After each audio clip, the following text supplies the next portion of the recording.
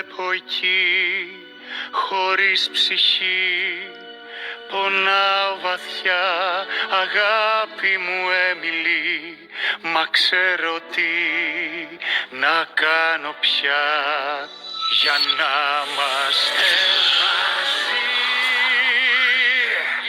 Δεν μου είπες τι μπορούν να κάνουν οι δυνάμεις. Αφέντη, δεν είναι σωστό. Αν το χάος με οδηγήσει στα κοσμήματα, το χάος είναι η λύση. Δεν πρέπει να χρησιμοποιηθούν έτσι οι δυνάμεις. Αυτό θα το αποφασίσω εγώ, έντομο. Άκου τώρα τι θα κάνω. Με τα δυο κοσμήματα η αγάπη μου θα είναι εδώ ξανά. Μα είναι αδύνατο. Θα τα πάρω, θα τα βρω, κάθε εμπόδιο θα διαβρω.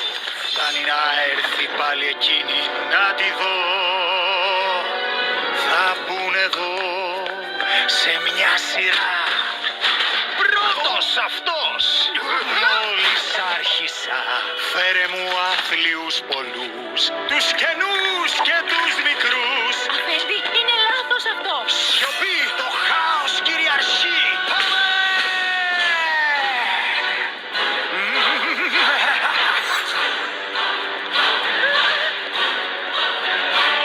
Το χάος τώρα κυριαρχεί.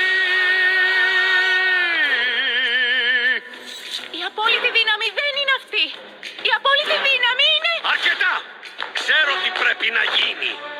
Σκοτάδι εδώ, παντού και εκεί, μια σπιθαργή κι η φωτιά θα βγει, κάθε πόνο στην ψυχή, εδώ θα ξεχαστεί.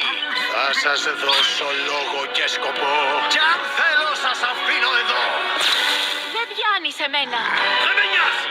Έτσι κι αλλιώς με υπηρετείς. Πάμε!